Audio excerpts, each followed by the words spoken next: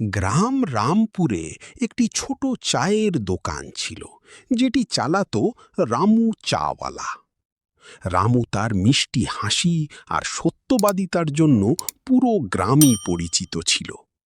তার চা খুব সাধারণ হলেও তাতে ছিল এক আলাদা স্বাদ, সততা আর পরিশ্রমের। রামুর দোকানের ঠিক সামনে ছিল মধুকরের মুদি দোকান। মধুকর ছিল খুব চতুর আর লোভী মানুষ। সে সব সময় গ্রাহকদের কম ওজন দিত, খারাপ জিনিস বিক্রি করত আর বেশি দাম নিত। গ্রামের মানুষ জানত, কিন্তু বাধ্য হয়ে সেখান থেকেই জিনিস কিনত। আসুন কাকা, এক কাপ গরম চা দিচ্ছি। আজ একটু ক্লান্ত লাগছে আপনাকে। তোর চা খেলেই তো সব ক্লান্তি দূর হয়ে যায় রে রামু। মধুকরের দোকান। এই নাও 1 কেজি ডাল। মধুকরদা, ওজনটা ঠিক আছে তো? মধুকর মনে মনে, একটু কম দিলেই বা কি হবে, কেউ বুঝবে না। আমাকে শেখাচ্ছ নাকি? এতদিন ধরে দোকান চালাচ্ছি। দুজনের চিন্তা ভাবনা ছিল একেবারে আলাদা। রামু, তুই এত সৎ হয়ে কি পেলি? টাকা না থাকলে সম্মান দিয়ে কি হবে? কম আয় করব, কিন্তু মনটা হালকা থাকবে, সেটাই আমার কাছে বড়। রামুর শক্তি ছিল তার পরিবার। শোনো, আমাদের অবস্থা খুব ভালো না, তবু তুমি যেটা ঠিক মনে করো সেটাই করো। তুমি পাশে থাকলে আমি সব সামালাতে পারবো। বাবা, তুমি কি সবার থেকে ভালো চা বানাও? না রে, আমি শুধু ভালোভাবে বানানোর চেষ্টা করি। একদিন গ্রামে এলেন এক অচেনা মানুষ, অজয়। এই গ্রামে সত্যিই কে সৎ, সেটাই দেখতে হবে।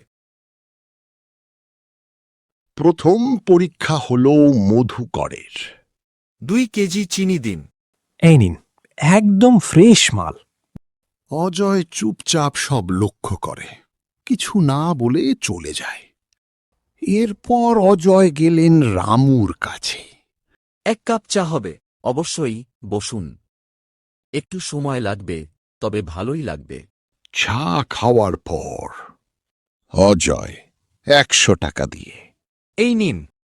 90 টাকা বাকি।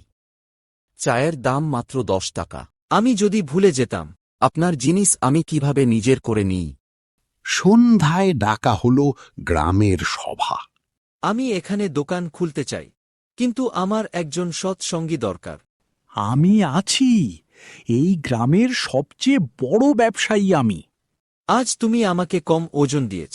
না, আমি তো ব্যবসা বিশ্বাসে চলে, ধোকায় নয়। রামু, তুমি কি আমার সাথে কাজ করবে? আমি তো শুধু চা বিক্রি করি। তুমি সততা বিক্রি করো, আর সেটাই সবচেয়ে মূল্যবান। সত্য সামনে এলো। সব আমার লোভের জন্য হলো। রামু, আমাকে ক্ষমা করো, আমি ভুল করেছি। ভুল বুঝতে পারাটাই বড় কথা। আসলে আমি কোনো বড় ব্যবসায়ী নেই, এটা ছিল একটা পরীক্ষা। মানে? আমি সৎ মানুষ খুঁজছিলাম, তুমি সেই পরীক্ষায় পাশ করেছ।